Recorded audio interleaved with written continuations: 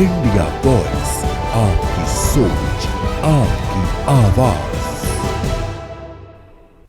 बगावत, सियासत, चुनावी महाभारत। नमस्कार, मैं दिव्या पांडे और आप देख रहे हैं इंडिया वॉइस। राजनीति का रंगमंच गर्म है और बगावत का ड्रामा अब पूरे जोर शोर से छिड़ चुका है।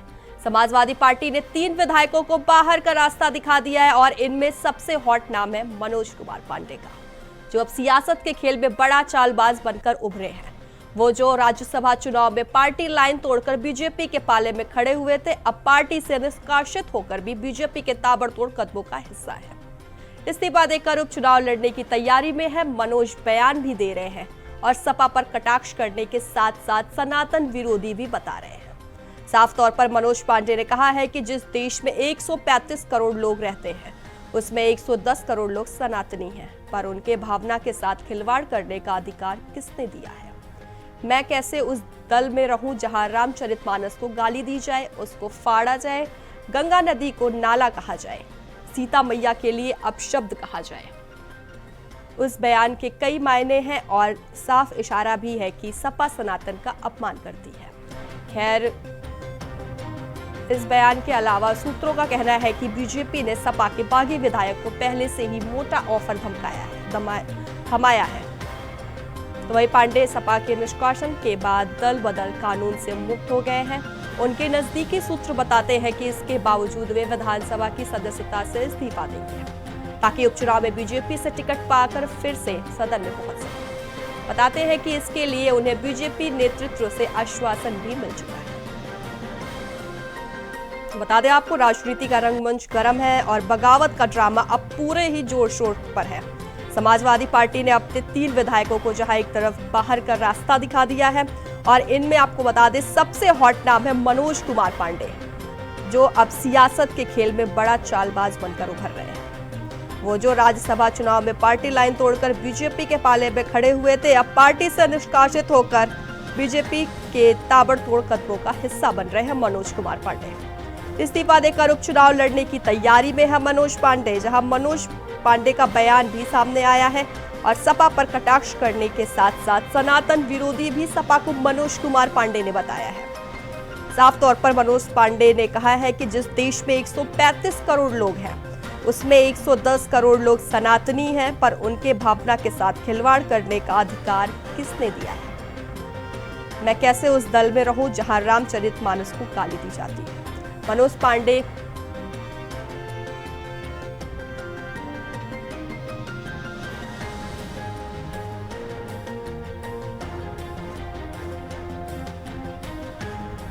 तो मैं इस मुद्दे पर चर्चा करने के लिए हमारे साथ हमारे गेस्ट जुड़ गए हैं। परिचय करवा देती हूँ। बीजेपी से नेता नवीन शर्मा जी हमारे साथ जुड़ गए। आपका स्वागत है नवीन शर्मा जी।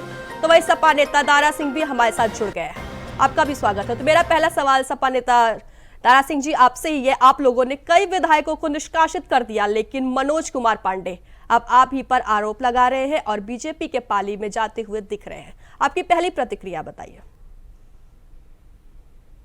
देखिए दिव्या जी, सबसे पहले इंडिया वाइज के सभी साथियों को नमस्कार।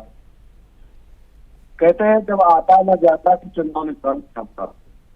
भारतीय जनता पार्टी धरातल पे करती बस उसके पास एक मजबूत सुचोड़ या धर्म का वो है।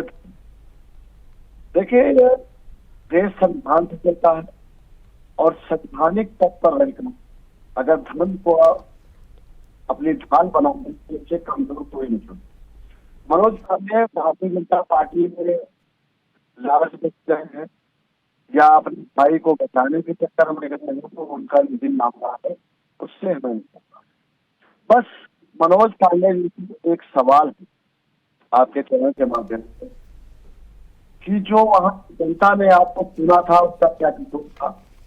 जो बूथ प्रभारी आपके लिए बर्दाश्त नहीं करके आपको चुकाया उनका क्या कसूर था? पहला। और जब गद्दारी ही करनी थी तो आप पहले ही कर देते, त्याग देते। आप विधायक के साथ साथ समाजवादी पार्टी में मुख्य नेता के पद भी थे, वो पद छोटा नहीं हो। और बता रहे धर्म को लाद के लिए लोग तब तक बचेंगे। जनता भी तो पूछेगी भाई हमारे बच्चे तैयार होते हैं, हमें नौकरी चाहिए, हमें विकास चाहिए, महिलाएं भी पूछेंगे हमें अच्छा चाहिए। क्या खबर मुराद बात में आपको कि एक महिला का रेप होता है, रेप के बाद उसको किस तरह से बिन वस्त्रों के अपनी भटक जाती है, चर्चा इस पर न सकती। ये विधायकों को डिबेट पर लाकर उनसे चर्चा करना की टीआरपी देने का काम हमें लगता है इंडिया वाइज नहीं करना चाहिए था, क्योंकि इंडिया वाइज देश में तो उन मुद्दों को उठाया है जिन मुद्दों को उठाने के लिए कलेजा चाहिए, जिगरा चाहिए। गोदी में बैठकर जब मीडिया इस देश की जनता से झूठ बोल रही थी तब इंडिया वाइज में हमने उनके आवाज इंडिया वाइज को दिखा है। जब विधानसभा के सामने महिला आग लगाती है तो इंडिया वाइज की बड़ी आवाज करते हुए दिखता है। तो मैं ऐसा कहता हूँ कि इन जैसे नेताओं को बढ़ावा ना दे जो अपने निजी स्वार्थ के लिए वहां की जनता को भरोसा रखे जहां से जीते गए और शर्मा जी की इस चीज के समर्थन में नहीं हूँ, क्योंकि भारतीय जनता पार्टी के पास खुद मजबूत नेता है। अब ऐसे तस्वीरों को क्या करेंगे? क्या भारतीय जनता पार्टी देश के नंबर 1 पार्टी अपने आप को बताती है, अपने आप को गुरु बनाना चाह रही है और एक छोटे विधायक के लिए अमित शाह की झुक जाते हैं। तो भारतीय जनता पार्टी का भी इससे सवाल उठता है कि भारतीय जनता पार्टी कहीं न कहीं उत्तर प्रदेश में 27 सत्ता से जाने का डर से अपने षड्यंत्र से बच रही है, मगर षड्यंत्र जनता से नहीं बच पाओगे। षड्यंत्र इस देश की जो जनता है उससे कभी नहीं बच पाया है। जब आपको जनता ने चुना था कि आप विकास करोगे, आप तो जनता का पैसा विधायक खरीदने में लगाए दे रहे हैं। आइए सरकार घटना है। ठीक है दारा सिंह जी, ठीक है दारा सिंह जी आपके पास आऊंगी।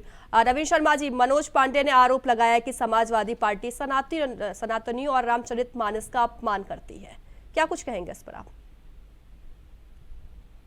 सभी दर्शकों को और साथी प्रवक्ता दारा सिंह जी को भी, देखिए भारतीय जनता पार्टी आज अपने भारतवर्ष में 10 करोड़ से ऊपर के अधिक कार्यकर्ताओं की पार्टी है और सभी का सम्मान करती है। सभी के साथ सम्मानजनक कार्यविधि का ही सम्मान के साथ हम लोग खड़े हैं।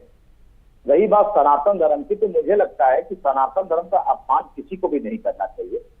अगर समाजवादी पार्टी के पूर्व विधायक कह सकते हैं कि, और अभी तो मौजूदा विधायक हैं, अभी उन्होंने इस्तीफा दिया नहीं है शायद, और मुझे लगता है जो भी उनकी प्रक्रिया है वो विधानसभा अध्यक्ष जी के सामने जो भी वो रखें अपना पक्ष रख सकते हैं। मगर आज समाजवादी पार्टी के 3 विधायक जो वहां से निष्कासित हुए हैं, उन्होंने तीनों लोगों ने एक ही बात कही है कि हम समाजवादी पार्टी की विचारधाराओं से संतुष्ट नहीं थे, क्योंकि जो चीजें समाज में उनके द्वारा निकल के आ रही है कि वो लोग सनातन धर्म की सम्मान की बात नहीं करते हैं। इनके यहाँ पूर्व मंत्री और पूर्व नेता इनके कह सकते हैं स्वामी प्रसाद मौर्य जी ने जब रामचरितमानस का अपमान किया, उस वक्त भी श्री आदरणीय अखिलेश यादव जी ने उनके ऊपर कोई भी कार्रवाई या कारण बताओ नोटिस नहीं किया, जिसके लिए बड़े आंदोलन भी हुए।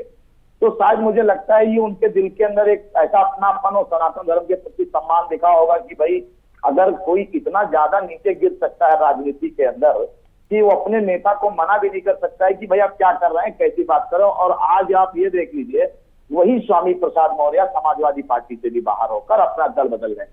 तो आखिरकार समाजवादी पार्टी का नुकसान उनकी विचारधारा से हो रहा है।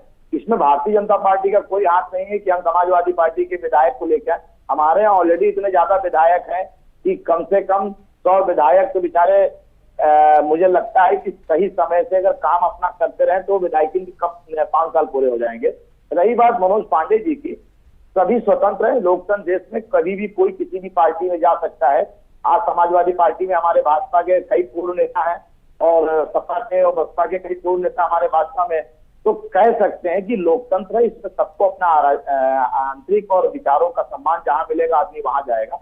सनातन धर्म की बात है, मेरा आपके चैनल के माध्यम से सभी हिंदू समाज के और सभी धर्मों से अनुरोध है कि सनातन धर्म का अपमान करना अच्छी बात नहीं है और राजनीतिक मापदंड उद्देश्य अलग होने चाहिए। धर्म की कभी भी हार ना हो, इसका सबको सम्मान करना चाहिए। मनोज पांडे जी का अपना विचारधारा, उनको जहां उनके विचारों का सम्मान मिलेगा वहां जा सकते हैं। अगर उनको भारतीय जनता पार्टी में लगा कि उनके विचारधाराओं का सम्मान कर रही है पार्टी, तो यहाँ भी उनका स्वागत है। इसके लिए ऐसा नहीं कि हमने कोई प्रतिबिंब लगा रखा है कि हम किसी का सर्वे कराएं कि वो सनातनी है कि नहीं। सनातन धर्म का सम्मान कहीं भी आप कर सकते हैं, किसी जगह भी कर सकते हैं। मैं समाजवादी पार्टी के आदरणीय प्रवक्ता बैठे हैं, मैं उनसे भी कहना चाहूंगा वो भी सम्मान करते हैं और करना भी चाहिए। सनातन धर्म का सम्मान, उसके अपमान को कभी देखकर बर्दाश्त मत कीजिए। अपमान करने वालों के पीछे आपकी पार्टी से अच्छे विधायक भी चले जा रहे हैं, इसलिए सनातन धर्म का सम्मान करने ठीक है नवीन शर्मा जी, ठीक है नवीन शर्मा जी, तो क्या माना जाए मनोज कुमार पांडे भारतीय जनता पार्टी में शामिल हो सकते हैं? देखिए, अभी तो मौजूदा वो भारतीय जनता पार्टी के समक्ष में राज्यसभा में उन्होंने वोटिंग की है, तो कहीं ना कहीं भारतीय जनता पार्टी के साथ वो दिखे हैं और हम लोग उनका स्वागत करते हैं। भाई अगर वो इस्तीफा देकर चुनाव लड़ते हैं और ये ऊपर के हमारे पार्टी के अपने अधिकारी हैं जो भी उनको सम्मानित, अगर वो पार्टी से चुनाव लड़ते हैं, पार्टी उन्हें सिंबल देती है, तो बाकी हमारे जो कार्यकर्ता है वो मेहनत से उनको जिताने का काम करेंगे। और पार्टी का आदेश सर्वमान्य है, जो भी पार्टी उनके हित में ले या पार्टी के हित में जो सामान्य विचार होगा उसका स्वागत करेंगे। ठीक है दारा सिंह जी, मनोज कुमार पांडे ने साफ कहा है जो पार्टी रामचरितमानस का अपमान करती है मैं उस पार्टी में कैसे रह सकता हूं। अब आपके ये लोग पार्टी छोड़ रहे हैं, 2027 विधानसभा चुनाव आप कैसे जीतेंगे फिर? सबसे पहले मैं बता दूं कि मनोज पांडे जी के पास अब क्या बचा, कौन सा ऐसा बयान दे, किस मुंह से दे, गद्दार क्या कह सकता है? आरोपी तो लगा सकता है गद्दार। आप एक बात बता दीजिए, हमारे माननीय सांसद अवधेश प्रसाद जी वो मंदिर जाते क्या हुआ रोकते हैं और सनातन पर तो कर रहा है। राजनीति में धर्म को लाना ही नहीं चाहिए, किसी मंदिर के भगवान को राजनीति में लाना ही नहीं चाहिए। सबसे पहले मैं भाजपा से नहीं कहता हूँ, मगर भाजपा जो है एक अटपड़ों पार्टी, सीधे बताता हूँ, मुंह पे कहता हूँ। अब आप इसे बता रहे हो रामायण का आपने विरोध, अरे भाई पढ़े लिख के अगर गंवारों वाली बात करोगे तो बात पाओगे। मैंने चौपाई, जो रामायण में चौपाई लिखी हुई है जिसमें पिछड़े दलित के लोगों को अपमानित किया गया, उस चौपाई को बदलने के लिए कहा गया। आप बता दीजिए संविधान का बहुत चीजें बदलाव हुई ना, तो क्या उस चौपाई की वजह से क्या पूरी रामायण को बदल करोगे? खुद ही कहते हो कि आप सनातन धर्म को मानते हैं और खुद ही आप लोग कहते हो कि ये देश इतने करोड़ लोगों का है, फिर आप लोग कहते हो कि हम संविधान को मान। अरे एक रास्ता पकड़ के चलिए ना, 1000 रास्ते खुद ही बना रहे हो जनता को गुमराह करने के लिए। हम महंगाई की बात करते हैं, हम सुरक्षा की बात करते हैं जो हमारे संवैधानिक अधिकार है, और आप कह रहे हो धर्म मंदिर, ये बाबा साधु संतों का काम है मंदिर का, धर्म का, ये भाजपा का काम नहीं। अगर आपको राजनीति नहीं पसंद आ रही तो आप भी जाइए किसी पद पर रोके क्या? माननीय जी ने सोचा है क्या? मोदी जी बन जाए, अमित शाह जी बन जाए, हमारे शर्मा जी बन, कोई रोक रहा है तुम्हें? या माननीय श्री अखिलेश यादव जी मंत्री बनवा दिया, क्या आप इससे कोई दिक्कत हो रही है आपको? आपने बनना है, हमने नहीं, मगर आपके हम चंदा नहीं मांगे, हम प्रचार नहीं करते। आप लोगों को क्या है? कुछ नहीं, विकास तो करना नहीं, शिक्षा पे बात करनी नहीं, चलो मंदिर ले आते हैं। देखो पिछड़ा दलित अल्पसंख्यक आज भी कमजोर है, उनकी हकमारी हुई है, आप उनके न्याय की बात करें, नहीं कर पाओगे। पूछो क्यों? क्योंकि आज भी आप उनको कलम चलाते हुए नहीं देखना चाहते और ना बैठा रहो। और बात रही मनोज जी की, मैं भारतीय जनता पार्टी को खुला चैलेंज देता हूँ, तीनों विधायकों को अब शामिल कर लिए। 27 के चुनाव से पहले प्रधानी का चुनाव आ रहा, और प्रधानी के 7 जिला ग्राम पंचायत सदस्य होते हैं, 11 मेंबर बनते हैं, उसमें से पंची का चुनाव इनको करवा देना। मैं चैलेंज देता हूँ दारा सिंह यादव, अगर हरा न दिया तो बेराजनीति करना छोड़ दूंगा। ये तीनों विधायक जनता के साथ गद्दारी की है, इनको समाजवादी पार्टी के नाम पर वोट मिला था। दारा सिंह जी क्रॉस वोटिंग तो सिर्फ 3 नहीं हुई थी, क्रॉस वोटिंग तो 7 हुई थी, तो बचे हुए पर इतनी मेहरबानी क्यों फिर? देखिए दिव्या जी, मैं एक बार बता दूं, जो एक कानून होता है, नियम होता है, ये लोग जो कहते दल बदल कानून होता है, ये तीनों लोग भारतीय जनता पार्टी की मंचों पर दिखे, उनके नेताओं के साथ दिखे, वो छोड़ के भले गए मगर वो इनके मंचों पर प्रचार नहीं करने गए, वो अपना काम कर रहे हैं। अगर वो भी दल बदल में आते हैं उनको भी हटाया जाएगा। और एक बात बता दें, एक नियम होता है कि जब पार्टी किसी विधायक को हटाया जाता है तो 24 घंटे के बाद उसकी सदस्यता भी रद्द कर दी जाती है। मगर यहाँ तो हर एक संविधान को माना ही नहीं जा रहा है, उसका उल्लंघन किया जा रहा है, लोकतंत्र की हत्या की जा रही। 24 घंटे से ज्यादा हो गया, क्या सदस्यता तीनों जनक की हटी? नहीं हटी, क्योंकि भारतीय जनता पार्टी संविधान को मानना ही नहीं चाहती, संविधान को खत्म करना चाहती है। उसका पूरा मूल रूप है कि भारतीय जनता पार्टी आरएसएस के बनाए हुए कानून पर चलना चाहती है। नहीं, अब तक इन तीनों की सदस्यता रद्द कर दी जाती। मगर एक बात बता दे, भारतीय जनता पार्टी कान खोल के सुन ले, 27 में सत्ता हटने के बाद सबसे पहले संविधान के उल्लंघन करने वालों को जेल भेजाया जाएगा। ये लिख ले। नवीन शर्मा जी दारा सिंह जी, आपने जो एक शब्द कहा कि अगर 27 में सरकार आपकी आएगी तो आप सीधे जेल भरो आंदोलन का कार्यक्रम करेंगे, तो ये तो बदला नीति, ये तो हमने किया नहीं। हमने तो उन गुनाहगारों को सजा देने का काम किया। माननीय मुख्यमंत्री जी ने वो काम किया जो किसको सुरक्षा के तहत काम किया। बलात्कारियों को दे रहे चैनल पे कि आपको जैसे ही आप हमारी सत्ता आएगी हम आपको जेल भेज देंगे, हम आपको अम्बेडकर जी के विरोध भेज देंगे। ये कोई मूल कारण नहीं होता है, ये कोई मूल कारण नहीं है। सामाजिक मुद्दों की जब कोई चर्चा करता है तो चर्चा का विषय बनता है, उस विषय का सम्मान करना बहुत बड़ी बात होती है। अगर आपकी पार्टी के विधायक कोई भी गलत काम करता है तो वो आपकी नजर में गलत नहीं है, और हमारे यहाँ तो तुरंत देखिए नोटिस दे दी जाती है। अरे मैं तो नोटिस 1 साल बाद चैलेंज कर रहा हूँ, आपको जेल पहुंचा दूंगा। तुम्हारे नेताओं में हिम्मत ही नहीं, किसी बलात्कारियों को जेल पहुंचाने की हिम्मत नहीं। वो शामिल आपने के साथ जो महिला पुलिस के साथ हुआ, जो महिला पुलिस के साथ हुआ माफिया या तो जेल के अंदर है या तो हमारे महाराज जी ने कहा स्वर्ग में, या तो भाजपा में हमारे भाजपा में किसने कहा, भाजपा में था। हमारी सरकार भाई नहीं देती, हमारी सरकार का सम्मान करती। हमने अभी तक ये नहीं कहा कि सरकार हमारी जो है कच्चा धुआं फेंक, बड़ा निंदनीय शब्द बोल दिया आपने। धुआं चलता है धमकी दे दी कि हमारी सरकार जैसे ये 27 करोड़ जनता का उत्तर आप धैर्य रखिए।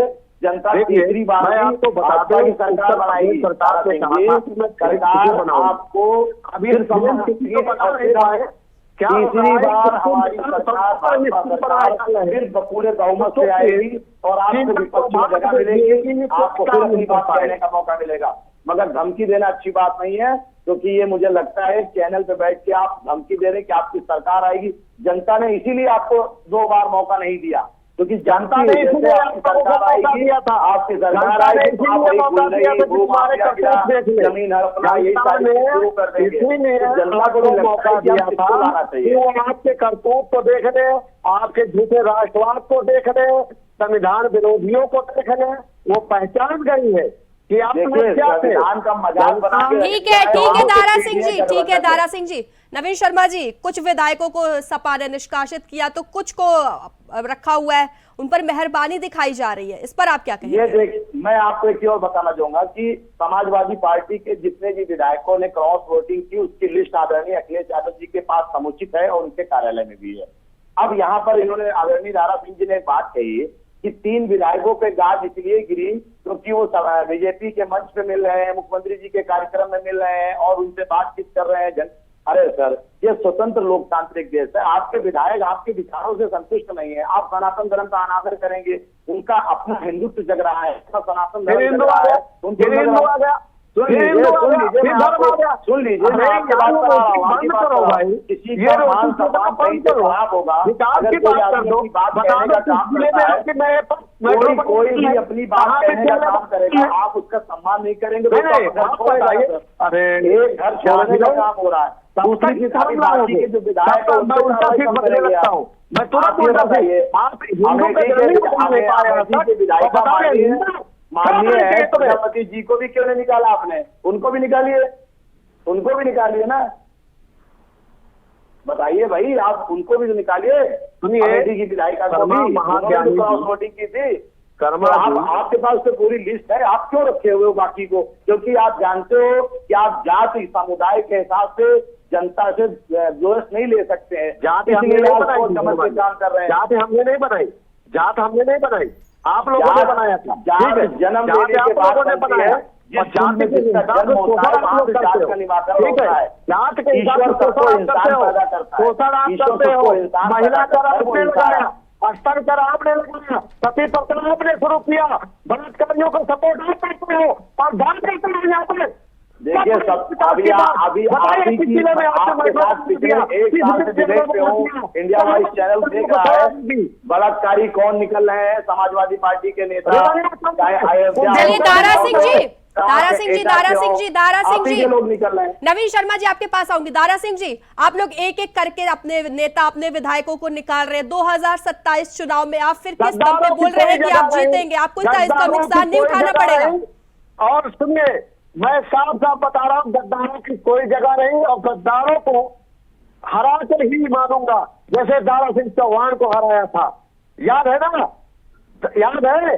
और सुनिए, 10 विधायक में भी जो उपचुनाव हुए थे, आप रिवालों के बल पे जीते हो, ईमानदारी से चुनाव लड़के नहीं जीते हो, ये पूरा देश जानता है शर्मा जी। और ईमानदारी से चुनाव लड़ोगे, पंची का चुनाव नहीं जीत पाओगे, ये बात मैं कहता हूँ। अगर तो दारा सिंह जी आपके पार्टी के नेता ही आपको क्यों धोखा दे रहे हैं फिर?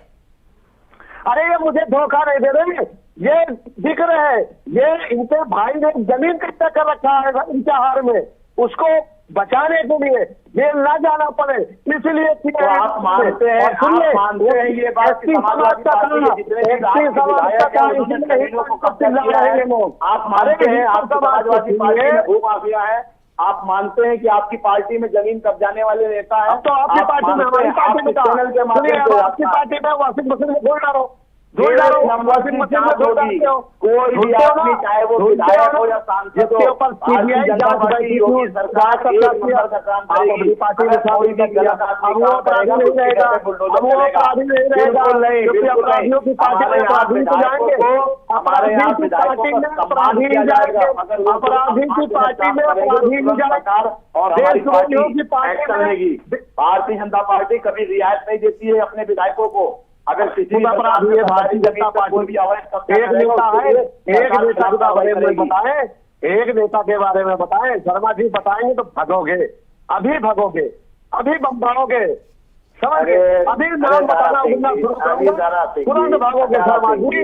अब आपके नेता भाग रहे हैं, आपके नेता भाग रहे हैं, आपकी पार्टी के नेता भाग रहे हैं, आपके यहाँ से कौन कौन नहीं भागा है और भाग भाग के बेचारे आ रहे हैं। अब आप ये सोचिए, जब आपसे संतुष्ट तभी तो आ रहे हैं। से नफरत करने वाले भागेंगे, पिछड़े दल के आपने करने वाले वीडियो को करने वाले भागेंगे। आपने जनता का भरोसा जो होंगे भागते रहते हैं, उनके कर्मकांड भागते हैं, भाजपा वाले को ढूंढते मांगते हैं। आप लोग जूठन खाने की आदत पड़ गई है। सुनिए, बिल्कुल नहीं। चलिए ठीक है, समय का अभाव होने के कारण मुझे आप दोनों को यही रोकना पड़ेगा। नवीन शर्मा जी आपका धन्यवाद और दारा सिंह जी आपका भी बेहद धन्यवाद। तो आरोप प्रत्यारोप का यह सिलसिला तो जारी रहेगा। अब राजनीति के इस महाभारत में सियासत के सारे हथियार चल रहे हैं। सवाल अब यह है कि बगावत की यह ज्वाला कितनी देर तक चलेगी और क्या यह राजनीति पैंतरे उन्हें फिर से सत्ता की चाबी दिला पाएंगे। तो फिलहाल के लिए बस इतना ही। बने रहें इंडिया वॉइस के साथ। नमस्कार।